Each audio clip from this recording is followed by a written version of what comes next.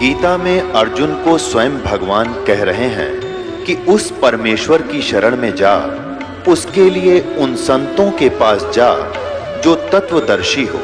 इसी प्रकार हजरत मोहम्मद को उनका अल्लाह कह रहा है कि कोई और पूर्ण परमात्मा है, उसको पाने के लिए उन तत्वदर्शी संत की तलाश कर।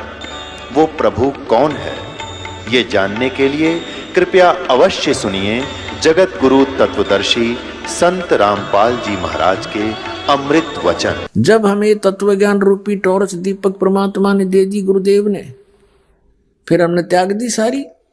फिर हम मूल की पूजा करेंगे, टहनियों की थोड़ी करेंगे। अब हम अपनी मूल की पूजा करेंगे, सिंचाई करेंगे तो टहनियां का फल लगेंगे। टहनी हमारी कोई ये नहीं कि कहते हैं ब्रह्मा विष्णु महेश को छोड़ने की कहते हैं इनके गुरुजी, नहीं। संसार रूपी वृक्ष की ये टहनी है, शाखा है, शाखा तोड़ी नहीं जाती, फल शाखाओं का लगेंगे। लेकिन पूजा मूल की करनी पड़ेगी। तो परमात्मा क्या कहा करते, थोड़ा सा हिंट देते हैं। अब जैसे हम कोई आम का पौधा लगाना चाहते, बीजना चाहते हैं, तो उसको नर्सरी से पौधा लाएंगे, गमले में या मिट्टी में गड्ढा खोदकर हम लगाएंगे। देखिएगा, ये हम आम का पौधा बीजने जा रहे हैं, तो ये है प्रॉपर वे ऑफ प्लांटिंग। पौधे के लगाने का, आरोपण करने का ये सही तरीका है। गमले में नीचे गड्ढे में जड़ गाड़ दी, गड्ढा खोदा, जड़ लगा दी, जड़ की तरफ से, मूल की तरफ से पौधे को मिट्टी में दबाया, इसकी पूजा शुरू करी, सिंचाई शुरू करी, तो ये सब टहनियाँ बढ़ गई, ये सब पेड़ बड़ा होगा और फिर टहनियों का फल लगेंगे। टहनी कौन सी है? रजगुण ब्रह्मा, सतगुण विष्णु, तपगुण शिव जी, ये तीनों शाखाएं हैं। अब इन शाखाओं के फल लगेंगे, लेकिन पूजा करनी पड़ेगी मूल की। तो ये हमारा अभिन्न अंग है। टहनी ब्रह्मा विष्णु महेश जी हमारे अभिन्न अंग हैं, इनको हम छोड़ नहीं सकते, हम इनको तोड़ नहीं सकते। मूर्ख तोड़ेगा। सिंचाई यहां से करेंगे, ये फल देंगे, बिना मांगे देंगे, क्योंकि अल्लद पद हो जाएंगे। ये है शास्त्र अनुकूल साधना, यानी एक परमात्मा की पूजा करनी चाहिए, अन्य की नहीं। और हम लोक वेद के आधार से कैसे कर रहे थे, देखिएगा। हम देख बालका की तरह कर रहे थे। हंसी नहीं आओ जन्यों को पौधा ला रहा होता है, और किसी को यूं कहे बेटा तू गलत लगा रखा है पौधा, ऐसा नहीं लगाना, इसको ऐसे लगाओ। वो नाराज हो है कि तू हमारी विधि को गलत बताता है, तो हमारा शत्रु है। नहीं, मित्र है। ये देखो, ये कोई तरीका है? तो हम ऐसे किए बैठे हैं सारे। परमात्मा कहते हैं कि एक साध्य सब सद, और सब साध्य सब जावे। ये सब साधन ते नष्ट हो गए व्यक्ति, ये पौधा कैसे हरा भरा होगा, सूख जाएगा। एक साध्य सब सद है, सब साध्य सब जावे। माली सींचे मूल को, फले फूले गो। इतनी सी बात है। अब ये ज्ञान परमात्मा ने स्वयं आकर बताया हमारे को। पीछे लग गया जाऊं था मैं लोक वेद के साथ, रस्ते में सतगुरु मिले दीपक दे दिया हाथ। पहले परमात्मा हमें अपने ऊपर ही उदाहरण देकर समझाते हैं कि लोक वेद के आधार से अपना जीवन व्यर्थ कर रहा था, गलत साधना कर रहा था, और जब से सतगुरु मिल गए इस भक्ति मार्ग में, इस रास्ते में, दीपक दे दिया हाथ। ये तत्व ज्ञान रूपी टॉर्च दे दी, लैंप दे दिया कि इस लैंप की रोशनी में हम कुमार्ग पर नहीं जाएंगे, सुमार्ग पर चलेंगे। अब गीता जी अध्याय नंबर 15 के श्लोक नंबर 17 में स्पष्ट हो गया कि परम अक्षर ब्रह्म है, गीता जी अध्याय नंबर 15 के 4 में भी स्पष्ट कर दिया है कि उसी की पूजा करो, अन्य की नहीं। ये देखिएगा श्रीमद् भगवत गीता अध्याय 15 का इसका 1 नंबर श्लोक आपको दिखाते हैं। पंचदशो अध्याय 15वां अध्याय।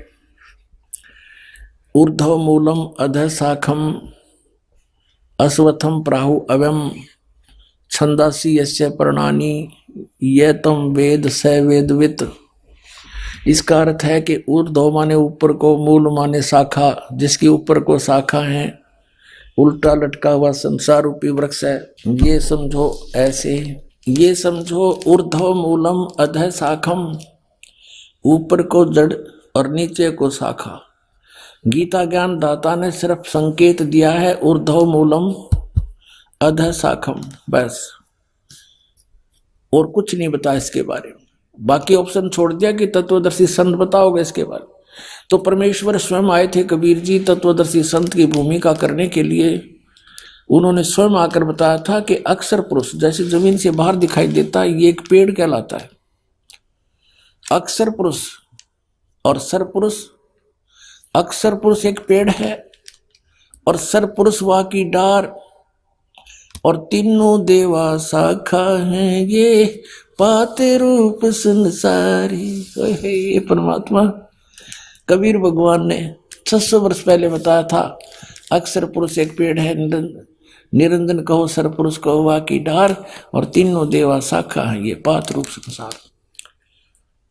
तो वो परमात्मा ही स्वयं आकर के अपना ज्ञान अपने द्वारा रची हुई सृष्टि को ठीक ठीक बताते हैं। अब ये हम पढ़ेंगे गीता अध्याय नंबर 15 का श्लोक नंबर 1, आसानी तो समझ में आओगा। ऊर्ध्व मूलम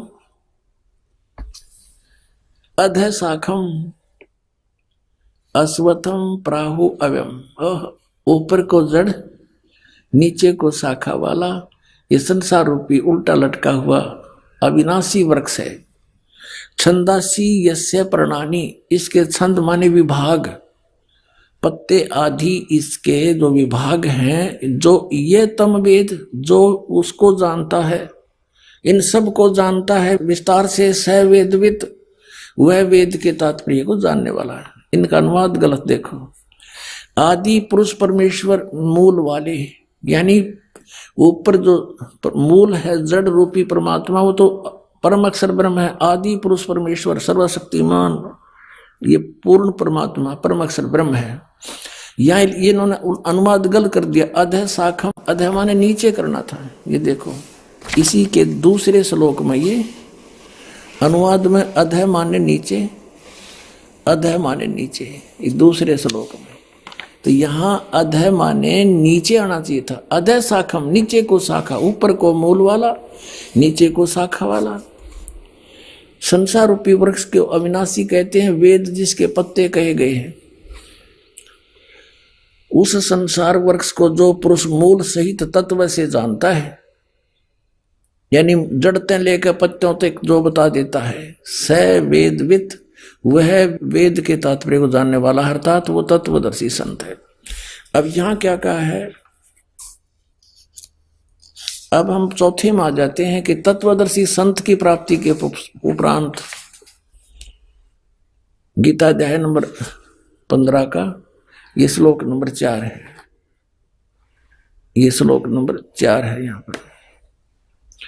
उसके पश्चात उस परम पद रूप परमेश्वर को भली भांति खोजना चाहिए, जिसमें गए हुए पुरुष फिर लौट कर कभी संसार में नहीं आते, और जिससे यानी जिस परमेश्वर से पुरातन संसार वृक्ष की प्रवृत्ति विस्तार को प्राप्त हुई है, जिस परमेश्वर ने संसार रूपी वृक्ष को बनाया है, रचा है, उसी आदि पुरुष नारायण की मैं शरण हूं। इस प्रकार दृढ़ निश्चय करके उसी परमेश्वर का मनन और निधि ध्यान करना चाहिए। गीता ज्ञानदाता स्पष्ट कर रहा है कि केवल उसी नारायण की पूजा करनी चाहिए, परम अक्षर ब्रह्म की, अपने आत्मा। अब यहाँ सरपुरुष ये नाशवान, अक्षर पुरुष भी नाशवान। 15वें अध्याय के 16 और 17 में क्या लिखा है, फिर पढ़ लो गीता जी।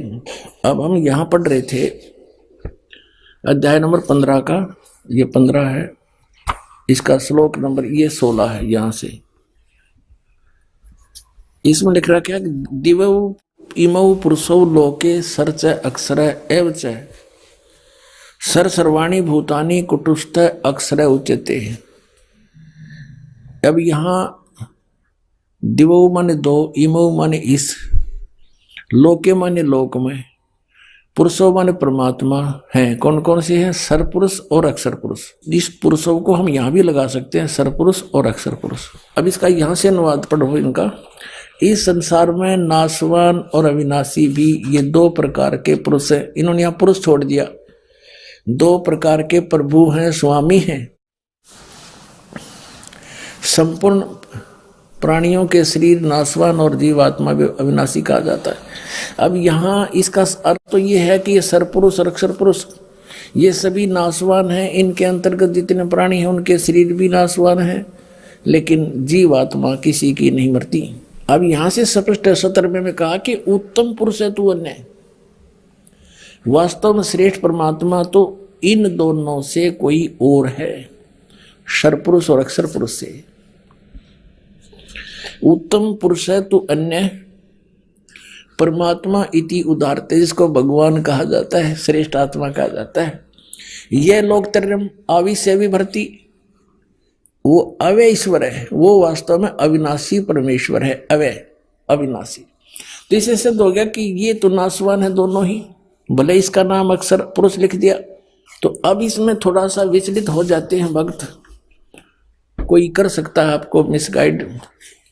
कि 15वें अध्याय के 18वें श्लोक में गीता जी में गीता ज्ञानदाता कहता है, क्योंकि मैं नाशवान जड़वर्ग क्षेत्र से तो सर्वथा अतीत हूं और अविनाशी जीव आत्मा से भी मैं उत्तम हूं, इसलिए लोक और वेद में पुरुषोत्तम नाम से प्रसिद्ध हूं। जबकि इसकी मूल संस्कृत देखो कि यस्मात् श्रम अतीत अहम अक्षरात् अपि च उत्तमम् अतः अस्मि लोके वेदे। लोक वेद दंत कथा के आधार से मैं पुरुष प्रथित माने प्रसिद्ध हूं, पुरुषोत्तम प्रसिद्ध हूं। आई एम नॉट पुरुषोत्तम। मैं किस प्रकार से पुरुषोत्तम प्रसिद्ध हो गया? लोक वेद के आधार से। लोक वेद माने दंत कथा के मेरे अंतर्गत जितने भी प्राणी हैं, वो चाहे जीवात्मा है, चाहे नाशवान शरीर है इनका, चाहे अविनाशी इनकी आत्मा है, इनसे मैं तगड़ा हूं, इनसे श्रेष्ठ हूं, उत्तम हूं। और इसलिए लोक वेद के आधार से, दंत कथा के आधार से मैं पुरुषोत्तम प्रसिद्ध हो रहा हूं। आई एम नॉट पुरुषोत्तम। पुरुषोत्तम तय कोई और है। वो 15वें अध्याय के 17वें श्लोक में स्पष्ट कर दिया। अब हमने उस पुरुषोत्तम की शरण में जाना है, और उस पुरुषोत्तम के पाने का कौन सा मंत्र है?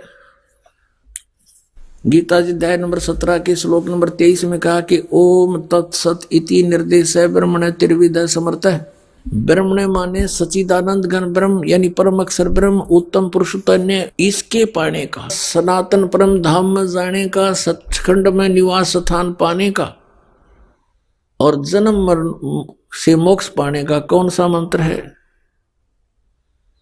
17वें अध्याय के 23वें श्लोक में कहा कि ओम तत्सत इति निर्देश ब्रह्मण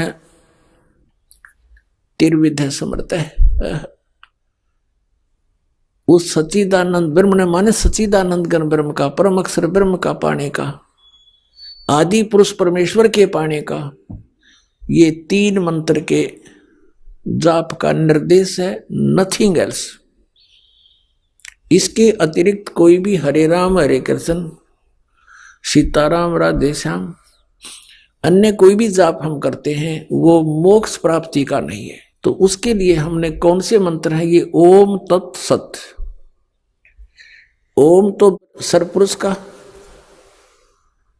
और तत् ये अक्षर पुरुष का। तत् सांकेतिक है, ओम सीधा है, और सत भी सांकेतिक है। ये सत भी सांकेतिक है, ये परम अक्षर ब्रह्म का। ये तत् और सत ये सांकेतिक है, ये पूर्ण परमात्मा कबीर देव ने, परम अक्षर ब्रह्म ने स्वयं आकर के बताया है।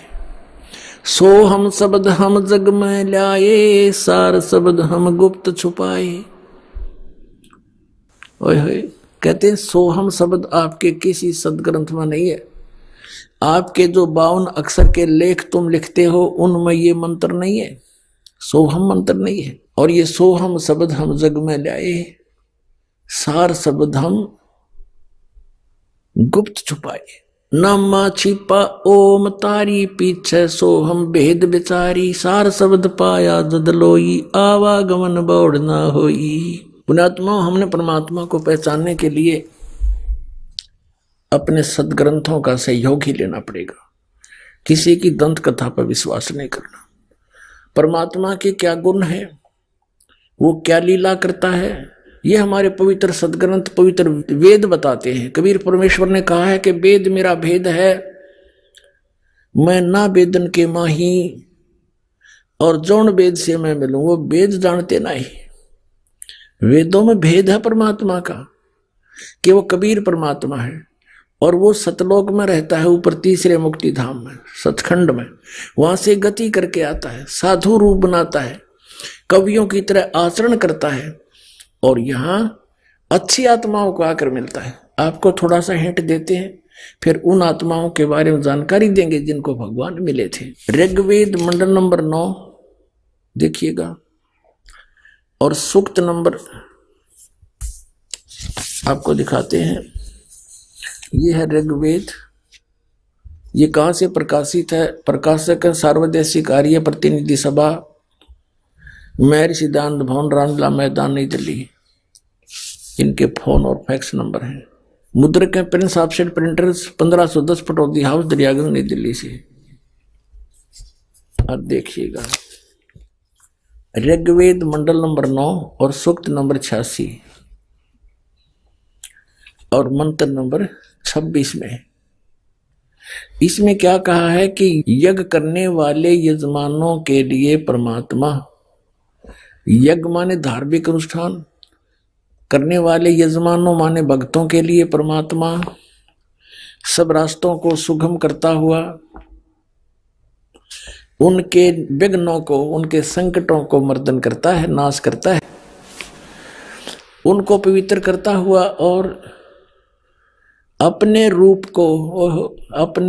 को सरल करता हुआ वह कांति में परमात्मा। इन्होंने यहाँ क्या कर दिया, ये यहाँ से बता कबीर, हम इसको कबीर बोले, कबीर वह बोलते हैं, वह को, वेदों को हम वेद बोलते हैं अपनी लोकल लैंग्वेज में पूरे भारत में। अब यहाँ इन्होंने कवि जो ऐसे अक्षर लगा के इसका अर्थ कर दिया सर्वज्ञ। या तो इसका कवि लिखते, कवि काव्यकार, लेकिन काव्यकार का यहाँ प्रसंग नहीं, तो इसका अर्थ सर्वज्ञ नहीं कर सकते। भले इसका अर्थ कवि कर दो, लेकिन वो उस परमात्मा को हम, जैसे ये यजुर्वेद है, आपको दिखाते हैं। अब जैसे ये यजुर्वेद है, अब इसके 2 बिंदी यहाँ लगा दे तो, और इसका अलग अलग कर दे तो भी यजुर्वेद ही है। ये देखिए, इसमें प्रकाशक है सार्वदेशिक आर्य प्रतिनिधि सभा, 2/5, महर्षि दानंद भवन, रामलीला मैदान, नई दिल्ली। इसमें आपको दिखाते हैं 36 में, इनके 36वें अध्याय में, यह है 36वां अध्याय, 6300 अध्याय। 36वें अध्याय के प्रथम मंत्र में क्या लिखा है? रेचम वाचम परपदे मनो यजु परपदे। ये यजु शब्द है, इसका अनुवाद महर्षि दानंद ने किया है। यहां देखो, ये बिल्कुल ठीक रहा, ये यजुर्वेद लिख दिया। बस सीधी सी बात है कि ये यजुर्वेद की महिमा गाई जा रही है, और यहां इस यजु का अर्थ कर दे। जैसे कवि का अर्थ इन्होंने सर्वज्ञ कर दिया, कवि कोई भी सर्वज्ञ नहीं होता। जैसे इन्होंने ऋग्वेद में इस कवि का अर्थ सर्वज्ञ कर दिया। अब कवि कोई सर्वज्ञ नहीं होता, यहां लिखना चाहिए था कबीर देव। जैसे यजु, अगर यजु का अर्थ कर देते वहां पर, तो कैसे समझेंगे कि किसके बारे में कहा जा रहा है? यजुर्वेद के बारे में। अब जैसे यहां इन्होंने ठीक किया है, ये यजुर्वेद में, अब हम यजुर्वेद आपको दिखा रहे हैं सिर्फ ये कंसेप्ट क्लियर करने के लिए कि जैसे इस महर्षि दानंद ने यजु का अर्थ यजुर्वेद कर दिया, बहुत अच्छा किया। अगर इसका यहाँ कोई अनुवाद करके अड़ंगा कर दे तो कैसे समझेंगे कि यजुर्वेद के बारे में जानकारी है? ठीक इसी प्रकार अब हम फिर आते हैं अपने ऋग्वेद पर। हम आते हैं अपने ऋग्वेद पर, जो आपको पहले दिखाया था। ये भी आर्य प्रतिनिधि सभा से ही प्रकाशित है। ये ऋग्वेद यहां से प्रकाशित है, ये भी आपको दिखाया था। ये इसके मुद्रक हैं, ये ऋग्वेद है। अब हम इसके वो पढ़ रहे हैं ऋग्वेद मंडल नंबर 9 सूक्त 86 मंत्र 26 पढ़ रहे हैं। 26 इसमें आप पढ़ लिया कि यज्ञ करने वाले यजमानों के लिए, यानी साधना करने वाले, धार्मिक अनुष्ठान करने वाले भक्तों के लिए परमात्मा सब रास्तों को सुगम करता हुआ और उनके विघ्नों को मर्दन करता है, नाश करता है, और अपने रूप को सरल करता हुआ, क्योंकि सतलोक में परमात्मा साकार है, सहशरीर है, सतलोक में रहता है। वहां उसके एक रोमकूप में करोड़ सूर्य करोड़ चंद्रमा मिला दी, इतनी शोभा है।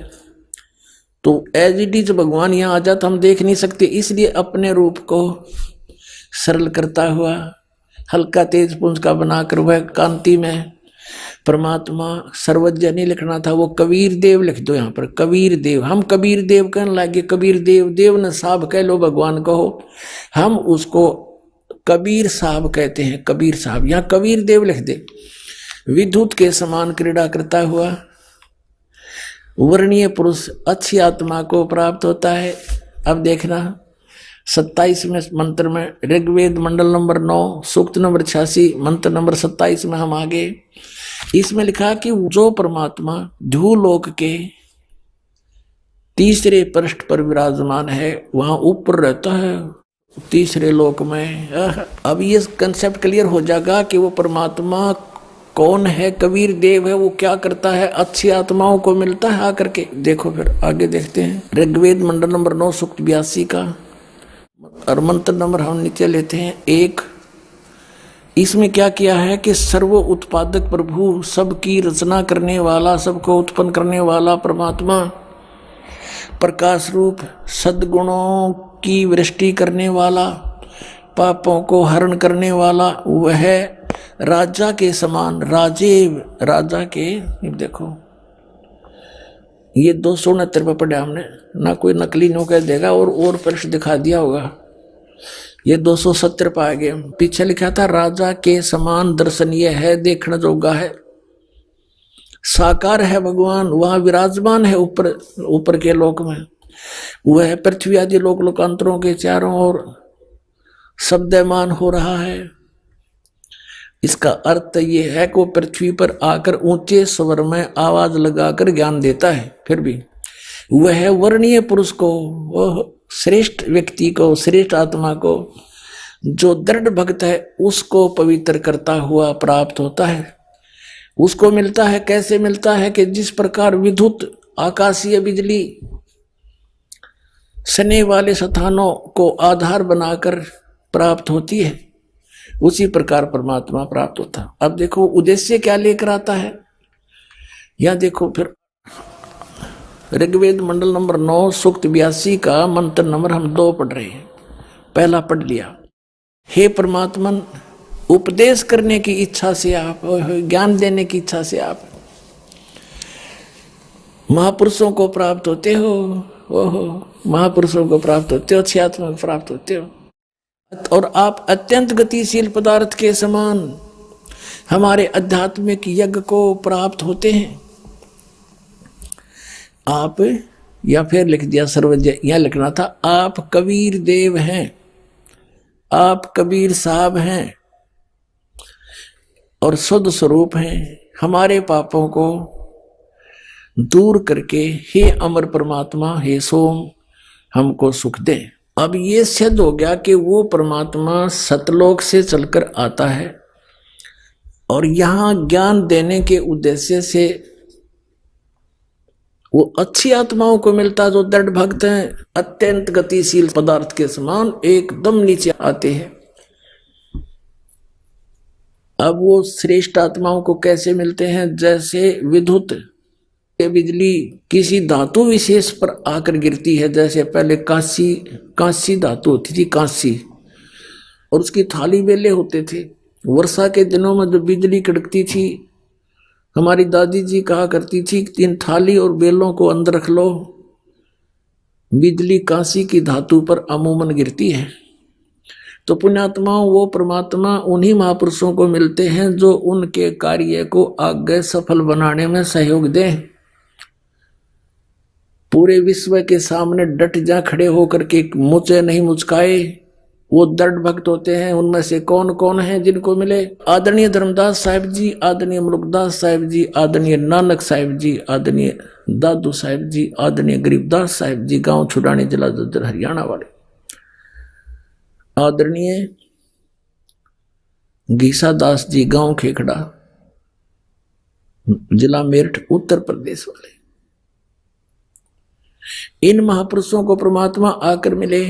वेद बताता है वो ऐसे आते हैं, अच्छी आत्माओं को मिलते हैं, उनको ज्ञान देते हैं, ज्ञान उपदेश करते हैं, तत्व ज्ञान बताते हैं। और वो कैसी लीला करते हैं देखना, वो कवियों की तरह आचरण करते हैं। 9वें अध्याय का ऋग्वेद मंडल नंबर 9 और सूक्त 94 का मंत्र 1 दिखाते हैं आपको, ये देखिएगा। ये है ऋग्वेद मंडल नंबर 9 और सूक्त 94 और इसका मंत्र नंबर 1, ये यहां से शुरू होता है। ये शब्द है कवियन वर्जम। कवियन वर्जम माने जाते हैं, विचरते हैं कवियों की तरह। यहां इन्होंने अनुवाद किया है, यहां अनुवाद किया है कि सूर्य के विषय में जैसे रश्मियां प्रकाशित करती हैं, उसी प्रकार मनुष्यों की बुद्धियां अपनी अपनी उत्कृष्ट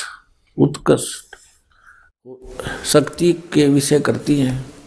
जिस परमात्मा में सर्वोपरि बलों के समान शुभ बल है, वह परमात्मा कर्मों का अध्यक्ष होता हुआ, सबको पवित्र करता हुआ, कवियों की तरह आचरण करता हुआ, हाय हाय, कवियों की तरह आचरण करता हुआ, वर्जम माने विचरता है, ये अड़ंगा डाल दिया, वर्जम माने जाता है, घूमता फिरता है। वो परमात्मा किन किन महापुरुषों को मिले, अभी आपको बताया था। आदरणीय धर्मदास साहिब जी, हिंदू धर्म के जो लोक वेद के आधार पर ज्ञान प्राप्त, उस पर इतना आरूढ़ था कि बहुत समय तक परमात्मा के ज्ञान को स्वीकार नहीं किया। बहुत से प्रश्नोत्तरी की, तब जाके वो बात समझ में आई। आदरणीय धर्मदास साहिब जी को परमात्मा मथुरा में मिले। मथुरा में वहां स्नान करने के लिए तीर्थों पर भ्रमण कर रहे थे।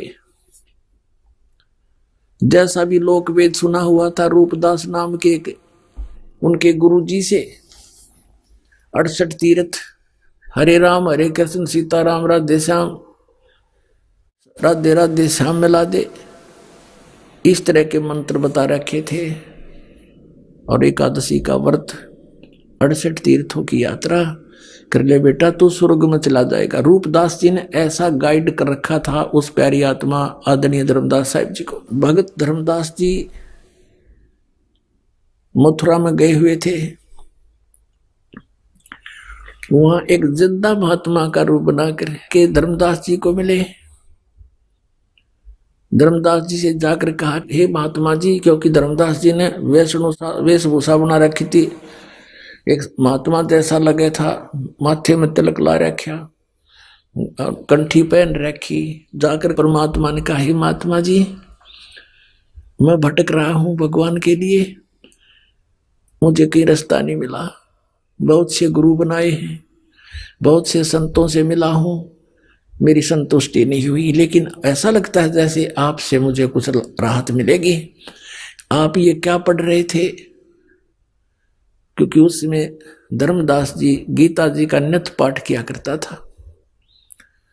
धर्मदास जी ने कहा कि मैंने गीता का पाठ किया है, हमारी पवित्र शास्त्र है ये। और जिंदा महात्मा मुसलमानों के अंदर एक फकीर होते हैं जो ऊपर से एक टोपा पहनते हैं काला सा, और एक ओवरकोट पहनते हैं काला ही, घुटनों से काफी नीचे तक एक कच्छा पहनते हैं।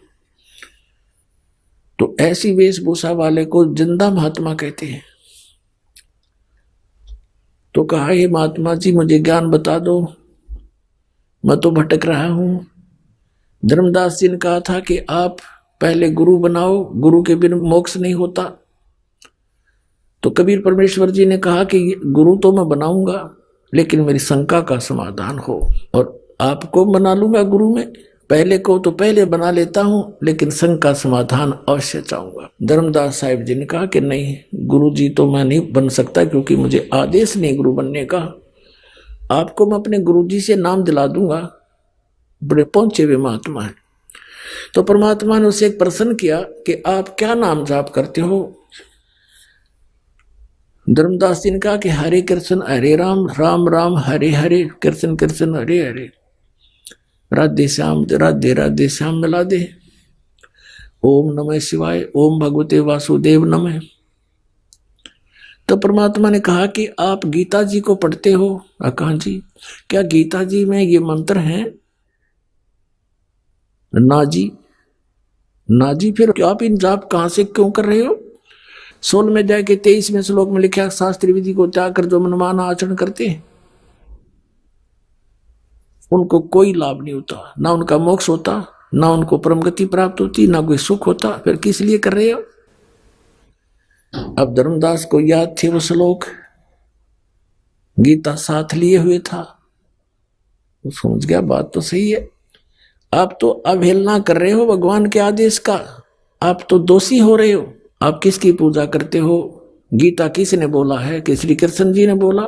धर्मदास जी ने कहा कि श्री कृष्ण जी ने गीता का ज्ञान दिया। परमात्मा ने कहा चल हम यही बात छोड़ देते हैं, बड़ी बात नहीं करते आगे। श्री कृष्ण जी ने गीता का ज्ञान दिया, आप श्री कृष्ण की पूजा करते हो। क्या श्री कृष्ण नाशवान है या अविनाशी है? धर्मदास जी कहते अविनाशी हैं, ये तो सर्वशक्तिमान है, इनके कोई जन्म मृत्यु नहीं होती, ब्रह्मा विष्णु महेश ये अजर व अमर है। तो परमात्मा ने उनसे कहा कि गीता अध्याय नंबर 4 के श्लोक नंबर 5 और 9 में, अध्याय 2 के 12 में, अध्याय 10 के 2 मंत्र में ये गीता ज्ञान दाता कहता अर्जुन तेरे मेरे बहुत जन्म हो चुके, तू नहीं जानता मैं जानता हूं। फिर ये अविनाशी कैसे हुआ? 18वें अध्याय के 62वें श्लोक में किसी और परमात्मा की शरण में जाने को कहता है, उसकी शरण में परम शांति को, सनातन परम धाम को प्राप्त होगा। वो कौन है? वो परमात्मा, वो तो आपके गीता ज्ञान दाता से अन्य है।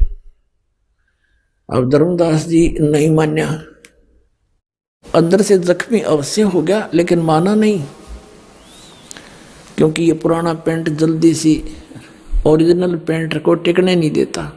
लेकिन परमात्मा के पास भी रेगमार है, पूरा साफ करके चढ़ा होगा। अंतर्ध्यान हो गए, उनको मिले नहीं।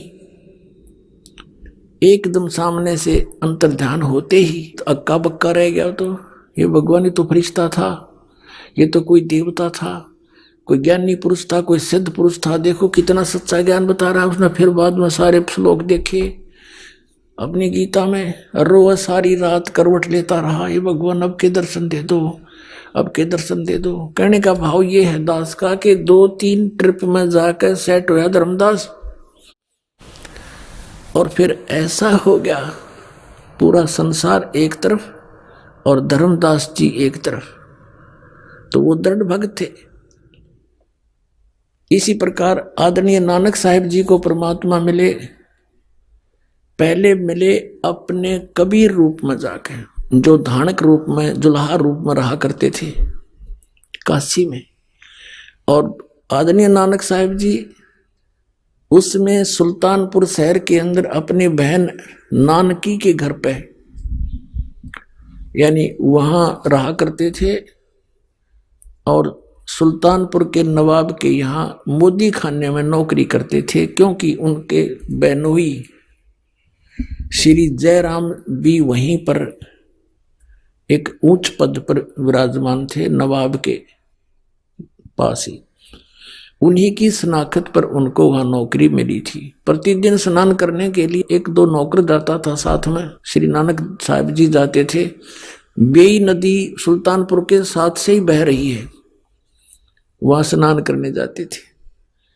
एक दिन परमात्मा कबीर देव जी जिंदा महात्मा के रूप में मिले और प्रश्न उत्तरी की कि मैं एक भटका हुआ प्राणी हूं, परमात्मा की खोज में घूम रहा हूं।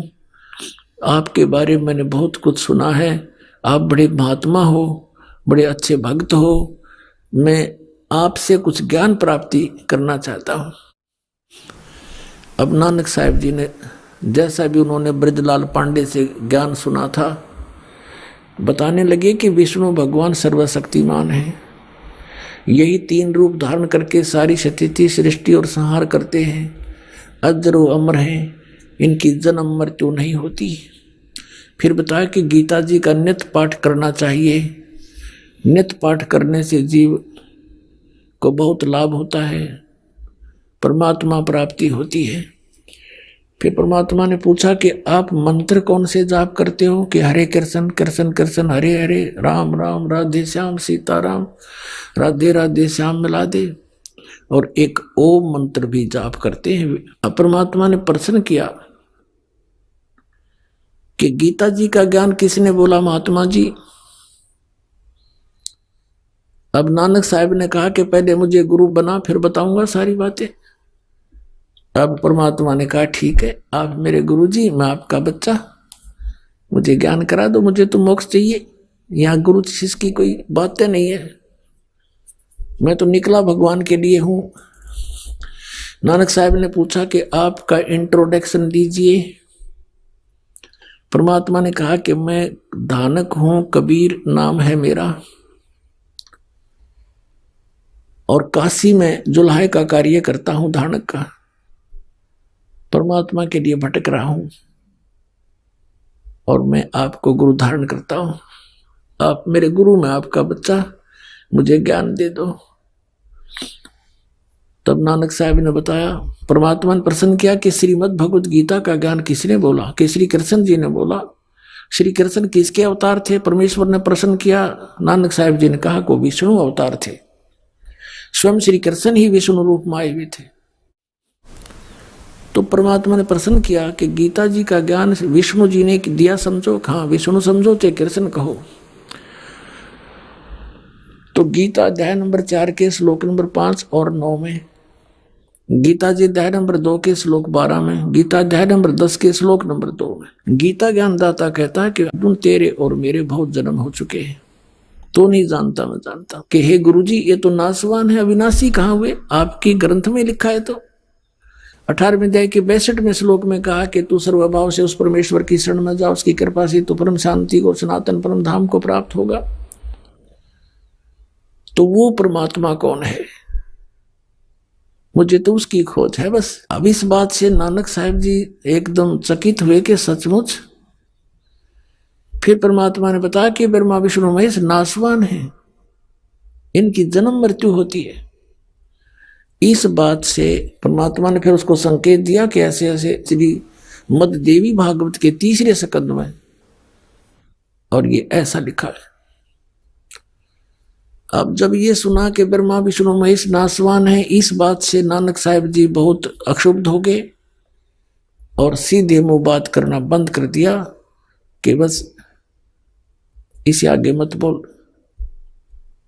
परमात्मा वहां से उठकर चल पड़े। उसमें कुछ और भी भक्त वहां स्नान करने गए थे, वो भी बैठ के वार्ता सुनने। जब कबीर साहब चले गए वहां से, तो नानक साहब जी से पूछने लगे, अन्य कोई भक्त बैठे थे, वो व्यक्ति स्नान करने आए हुए थे, कि नानक साहब जी, ये आपको जो गुरुजी बोल रहे थे, ये आपका चेला, ये कौन था? कि ये धानक था, कमीन, छोटी जात का, छोटा मुंह, बड़ी बातें कर रहा था, ब्रह्मा विष्णु महेश को नासवान बता रहा था ये। और मैंने इसको फिर सुनाया सही ज्ञान, थे हार के भाग गया। पुण्यात्माओं, नानक साहब जैसी पुण्यात्मा में भी अहम भरा हुआ था, होमो था इनमें।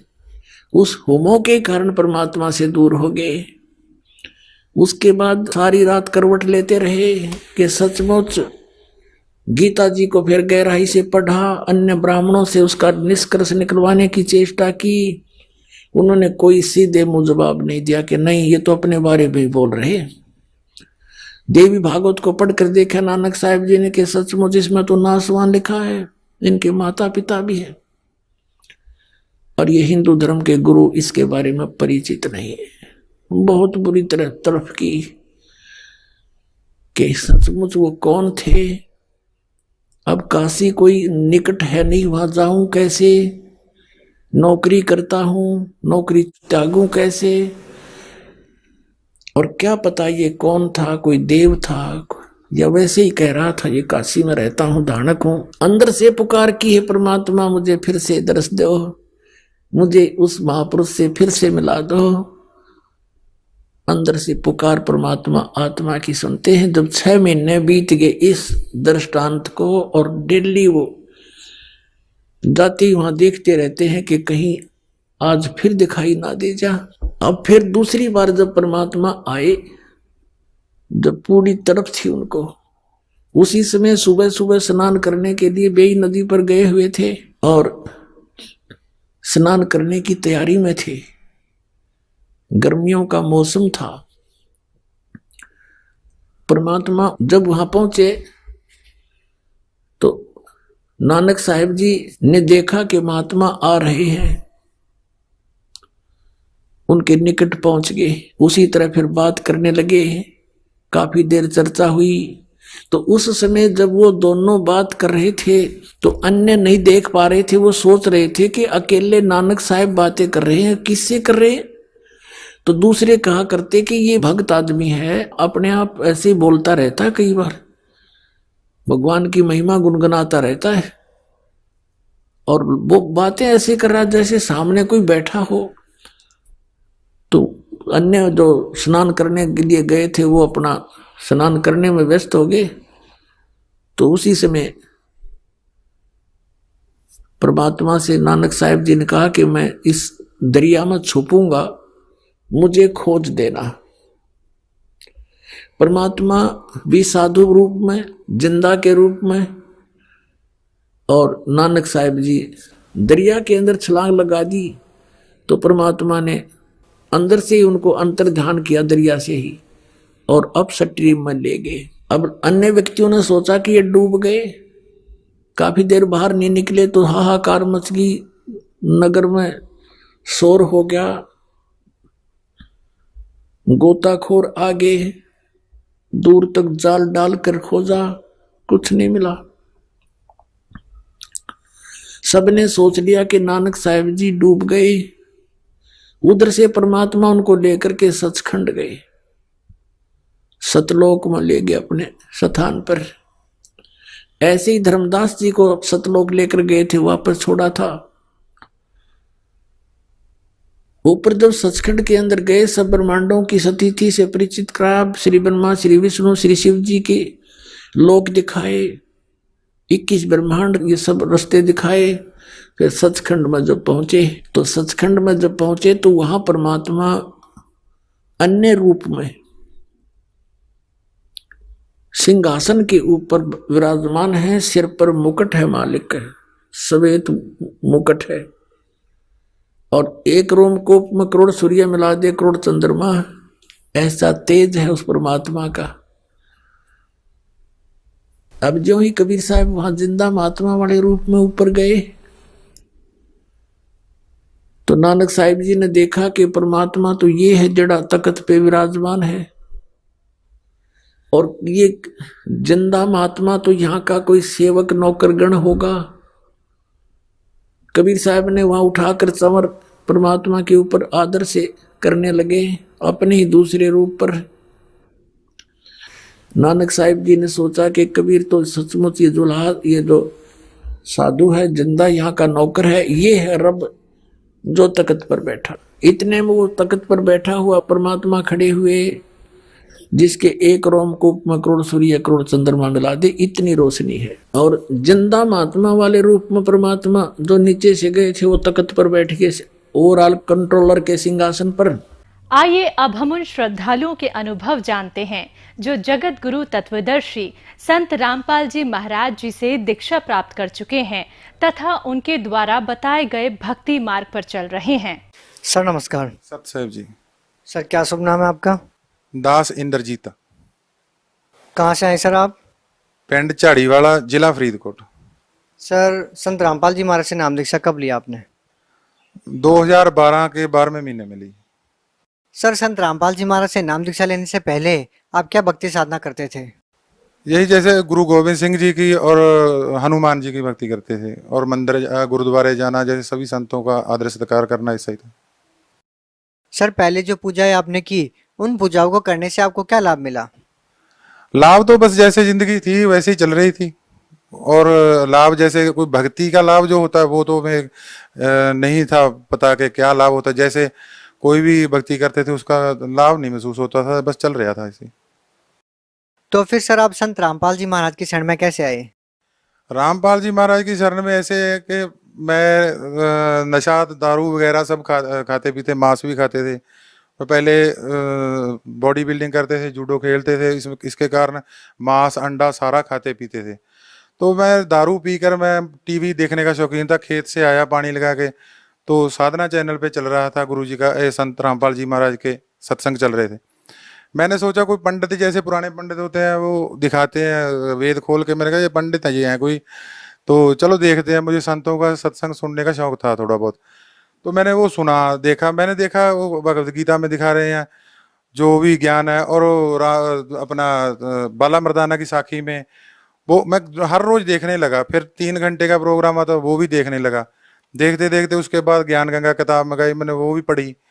उसके बाद सत्संग सुनने के बाद मुझे ये तो मालूम हो गया कि ये संत हैं और इनके पास ज्ञान भी सही है, और सारी बात जो हम सिख समाज से सुनते थे या सारा कुछ उससे हटके और ग्रंथों के हिसाब से है। उसके बाद हमने वहाँ सतलोक आश्रम में फोन लगाया बरवाला में, तो वहाँ हम गए। जाना चाहते थे पहले, तो हम जा नहीं पा रहे थे। मेरे मन में था कि दारू और जर्दा नहीं छूटेगा। उसके बाद मेरे मन में बैठे बैठे प्रेरणा आई कि हर रोज मैं जाना चाहता हूँ, काम रुक जाता है, तो मैं जर्दा और दारू नहीं छूटेगा, तो अगर छुटवाना तो रामपाल जी छुटवाएंगे। तो मैंने बैठे बैठे प्रेरणा हुई, तो रात को ही मेरे को गुरुजी आ गए रामपाल जी, और उन्होंने ऐसे 2 उंगलियां की, यहाँ से दबाया और पसीना पसीना कर दिया। मेरे घर के भी अगवा हैं इस बात के, कोई ऐसे मन से बनाई हो बात, घर वाले बच्चे सबको मालूम है, सबके सामने बात। वो दबाने से पसीना पसीना हो, और जाने वाले जाते जाते कह गए गुरुजी कि बेटा अब आना, मैं तेरे को नाम दूंगा, जो तेरे अंदर से वो मांग रहे थे, जैसे अपने कीटाणु या कुछ भी कह सकते हैं अपन डॉक्टरी भाषा में, वो जो मांग रहे थे विकार तेरे अंदर से, वो मैं सारे निकाल चला हूँ, वहां पे नाम लेना। फिर यहाँ से मैं सब सुबह चाचे के लड़के को बोला कि चलो चलें वहाँ पे, मेरे काम में रुकावट नहीं कोई। हम चले गए सतलोक आश्रम बरवाला में, नाम लिया। वहाँ पे जाके वहाँ का देखा माहौल, तो वहाँ तो परमात्मा है, खुद आए बैठे हैं, वहाँ का तो बात ही अलग है। सर, संत रामपाल जी महाराज की शरण में आने के बाद आपको क्या लाभ मिले? लाभ तो भक्त जी एक आध हो तो बताएं, लाभ तो बहुत है। जैसे गुरुजी नाम देते हैं, हमारे गुरु ग्रंथ साहिब में लिखा हुआ है कि घर में घर दिखाई दे सतगुर पुरुष सुजान, 5 शब्द तुन कार तुन बाजे शब्द निशान। कि जो पहला जो संत होगा वो इस घर में से, इस शरीर में से वो घर दिखा देगा, सचखंड लोक दिखाएगा, उसको सच्चा पुरुष पूर्ण परमात्मा आया जानो। तो उसके निशानी होगी 5 शब्द तुन कार तुन बाजे शब्द। वो जो मंत्र देगा वो धुन होगी कानों में। एक तो कान बंद करके धुन सुनी जाती है, वो नहीं सुननी है, ऑटोमेटिक आती है, ऊपर से आती है। वो गुरुजी के अनुभव है, वो लाभ है मेरे को। मान लो एक लाभ ये है कि प्रकाश दिखाई देते हैं, जो भी जितने भी हैं मूल कमलों के हैं, वो इतना प्रकाश दिखने लगा था, आहिस्ता आहिस्ता बढ़ते ही जा रहे हैं। और जैसे नाम की कमाई आप मोबाइल में देखते हैं, रिचार्ज डलवाने के बाद कितने पैसे रह गए मेरे। नाम की कमाई हर रोज मैं तो चेक कर सकता हूँ, मेरे ऊपर गुरुजी ने ऐसी कृपा करी है कि मेरी नाम की कमाई बढ़ रही है। मेरे को हौसला होता है, मेरे को विश्वास बनता है कि मेरे पूर्ण परमात्मा है, यही है। और भी लाभ हैं, जैसे मेरे पेट में गड़बड़ी थी वो ठीक हो गई। एक बार ऐसा हुआ कि मैं खेत में काम अपने भैंसों के लिए चारा काटने गया था, तो पेट से दर्द जाने को मन नहीं कर रहा था, जा नहीं रहा था। तो नाम लेने के बाद भी मेरे पाप कर्म, मेरे को ये पता चल गया था कि परमात्मा ये रामपाल जी हैं और नाम भी सही है।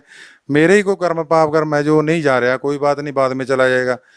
तो मैंने वहां से फोन लगाया खेत से आश्रम सतलोक बरवाला में, तो वहाँ भक्तों ने मेरी प्रार्थना लिखी। प्रार्थना का जवाब तो दूसरे दिन के शाम को आना था। उसी टाइम मोबाइल कान में से उतारा ही था, तो मेरे पेट के दर्द गायब, सब गायब। ऐसे होगा शरीर साथ में सुन के, जैसे साथ में होता ही नहीं है। तो ऐसे ऐसे लाभ हैं। लाभ तो हर टाइम गुरुजी नाल ही रहते हैं, वो लाभ तो कम नहीं है, बहुत ज़्यादा है। हाँ जी, उसमें एक लाभ ये भी है कि हम दारू जो मांस खाते थे, और एक बात और, हम खुद बना के पीते थे, दारू भी खुद पीते थे और बिना पानी के पीते थे। जब पानी पर डाल के पीता तो नशा होता था, बिना पानी के नशा नहीं होता था।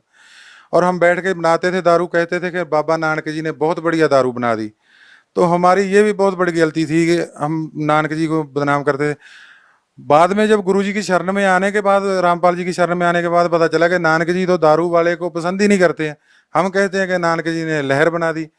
तो हम दारू पीते खूब, वो भी छूट गई, और भी आर्थिक आर्थिक स्थिति वो भी सुधर गई, और शरीर के कष्ट भी दूर हो गए। घर से जो क्लेश था वो भी तकरीबन तकरीबन खत्म ही है। कोई 5% तो होगा, वो अपने साथ नहीं होता, जो नाम उपदेश के बिना है घर के वो थोड़ा बहुत कर लेते हैं, लेकिन आनंद से चल रही है जिंदगी। अंदर से जो गुरु नानक देव जी ने कहा है कि न, हमारे सिख समाज में सुक्खा भी खाया जाता है, दारू भी पी जाती है, हम सारा ही खाते थे, भांग भी पीते थे, सारा कुछ करते थे। वो गुरु ग्रंथ साहब ने, वो गुरु नानक देव जी ने लिख रखा है कि आकत धूरा सुरापान मद उत्तर जय प्रभात, नाम खमारी नानका चढ़ी रहे दिन रात। वो तो नाम का नशा जो हमारे तालू से ऊपर, तालू के ऊपर से अमृत गिरता है, गुरु नानक देव जी ने कहा, वो रामपाल जी के नाम से वो सारी लहर आ रही है आनंद की।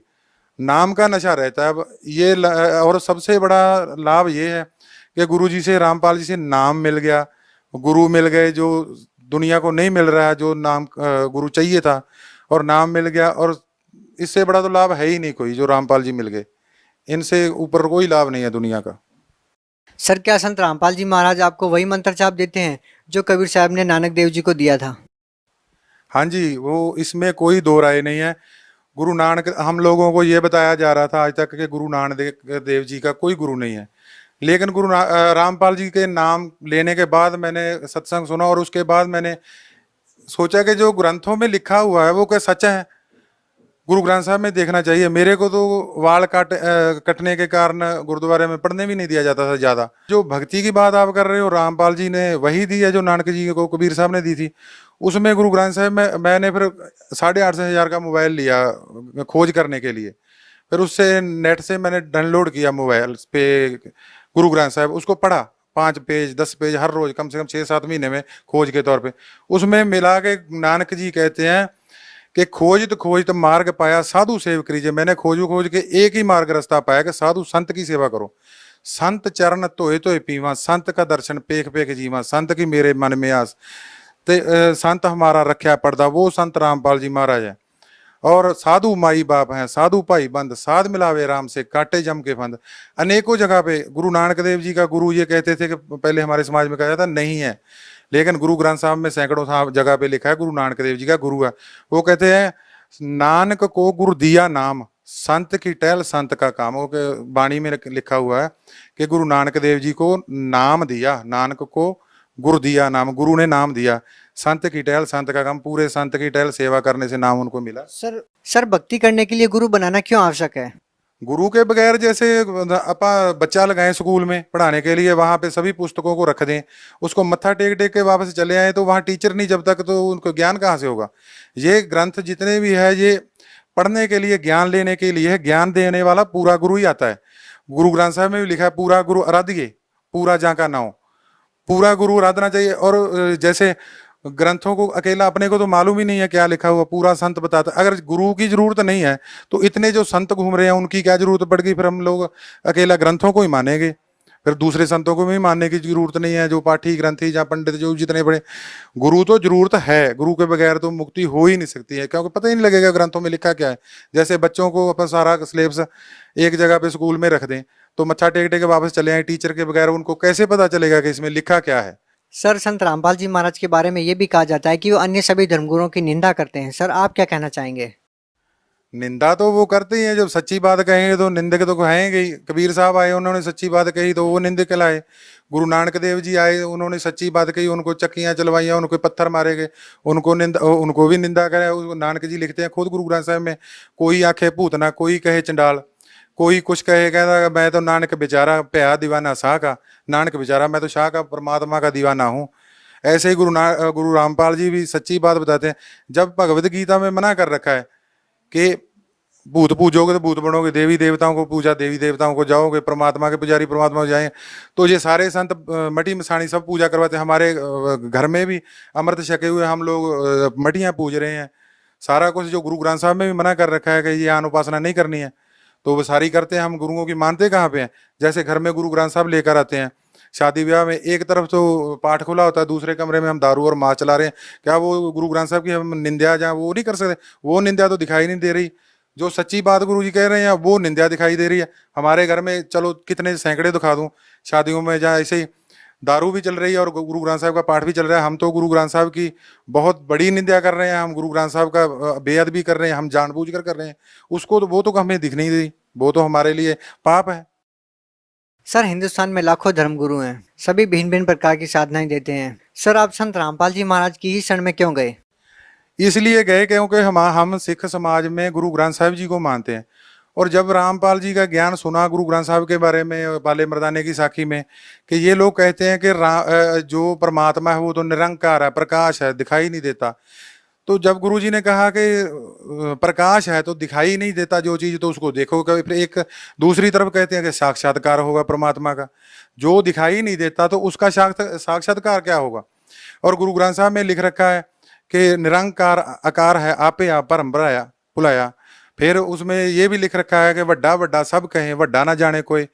जो वड्डा, जैसे कबीर हक्का कबीर करीम का अर्थ ये वड्डा करते हैं, बड़ा, तो वो वड्डा वड्डा का अर्थ कर दें कबीर सब कहें, कबीर को जाने ना कोई। रामपाल जी जो भक्ति दे रहे हैं वही गुरु ग्रंथ साहब कह रहा है, वही चारों वेद कह रहे हैं, वही कुरान शरीफ कह रहा है। तो फिर भक्ति तो रामपाल जी से, सच्ची दुकान से ही सौदा खरीदा जाता है, झूठे के पास तो मुश्किल में ही जाया जाएगा। सर आप भगत समाज को क्या संदेश देना चाहेंगे? मैं तो सब भक्तों को ये कहूँ, जब जल्दी से जल्दी रामपाल जी महाराज से नाम उपदेश लो। और जो गुरु नानक देव जी ने मंत्र सिमरन, जैसे गुरु नानक देव जी ने लिख रखा है कि जिन्नी नाम मन हर वसिया वाजे शब्द कनेरे, जिन्ना दे हर दा पार ब्रह्म दा मन च नाम वस गया, शब्द कनेरे, बहुत सारे शब्द उत्तों सुनाई देते हैं। ये चीज़ां हुण मैं तुहानूं दसूंगा, तुहानूं यकीन विश्वास नहीं होणागा। जो मैनू अनुभव हो रहा, जैसे कि गुरु जी कहते गूंगा मिठाई खा के नहीं दस सकता, ਉਹਦਾ ਸਵਾਦ ਖੁਦ ਲੈ ਰਿਹਾ।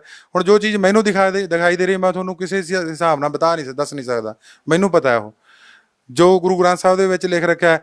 ਬਿਨਵੰਤ ਨਾਨਕ ਗੁਰਚਰਨ ਲਾਗੇ ਬਾਜੇ ਅਨਹਦ ਤੂਰੇ। ਉਹ ਕਹਿੰਦਾ ਮੈਂ ਬੇਨਤੀ ਕਰਕੇ, ਗੁਰੂ ਨਾਨਕ ਦੇਵ ਜੀ ਕਹਿੰਦੇ ਮੈਂ ਗੁਰੂ ਦੇ ਚਰਨੀ ਲੱਗਾ, ਮੈਨੂੰ ਅਨਹਦ ਸਤਨਾਮ ਦੇ 2 ਮੰਤਰਾਂ ਨਾਲ ਅਨਹਦ ਤੇ ਤੂਰ ਸੁਣਾਈ ਦਿੱਤਾ। ਉਹ ਉੱਪਰੋਂ ਆਵਾਜ਼ ਉਹ ਕਿੱਥੋਂ ਆ ਰਹੀ ਹੈ, ਉਹ ਕੀ ਸਿਸਟਮ ਹੈ, ਇਹ ਸਾਰਾ ਸਾਨੂੰ ਅਸੀਂ ਸਿਮਰਨ ਵੀ ਕਰਦੇ ਸੀ। ਇਸ ਕਰਕੇ ਸਾਨੂੰ ਭਗਤੀ ਰਾਮਪਾਲ ਜੀ ਕੋਲੋਂ ਲੈ ਕੇ ਕਰਨੀ ਚਾਹੀਦੀ ਹੈ। ਹਾਂ ਵੇਖੋ, ਗਿਆਨ ਸੁਣੋ, ਅਗਰ ਗਲਤ ਹੈ ਤਾਂ ਕੋਈ सवाल करो। ऐसे ही कह देना कि रामपाल जी निंदा कर रहे हैं तो उनकी बात मत सुनो, ज्ञान सुनो, अगर गलत है तो उनकी बात मत सुनो। सर जो लोग संत रामपाल जी महाराज से नाम दीक्षा लेना चाहते हैं वो उनसे नाम दीक्षा कैसे ले सकते हैं, उनसे कैसे जुड़ सकते हैं? उनसे जैसे चैनल पे आता है, सत्संग आता है गुरु जी का, रामपाल जी महाराज का, उसमें नंबर आते हैं नीचे, उन नंबरों को पढ़ो, देखो, भक्तों से आसपास कोई ना कोई, अब तो भक्त परमात्मा ने बहुत दया कर रखी है, हर रोज जुड़ रहे हैं सत्संग, वो उस नंबर से फ़ोन नंबर करके जुड़ें। जगह जगह पे नाम स्थल केंद्र खोल रखे हैं इन लोगों ने। तो एक आश्रम गुरु जी का बंद करवाया था, यहाँ पे तो गुरु जी ने सैकड़े ही खोल दिए हैं, तो घर घर में प्रचार हो रहा है। अब तो लोग भी मानने लगे हैं, जो आस पड़ोस के थे कि ये तुम लोग सही हो, हम लोग गलत हैं। जैसे आम दुनिया का व्यवहार देखा जाता है, हम भक्तों का व्यवहार देखा जाता है, तो आम आस पड़ोस के भी देखते हैं, घर की बरकत देखते हैं, काम देखते हैं। काम कुछ करना नहीं, बैठे माला जप रहे हैं, अपने आप खेत में काम हो रहा है, अपने आप फसल निकल रही है, तो इससे बड़ा लाभ तो इसलिए जाना चाहिए गुरु जी के पास। और नंबर लें, चैनल पे जो आता है नीचे, वहाँ से नंबर लेके फ़ोन करें और नामदान लें। सर बहुत बहुत धन्यवाद। सत साहब जी।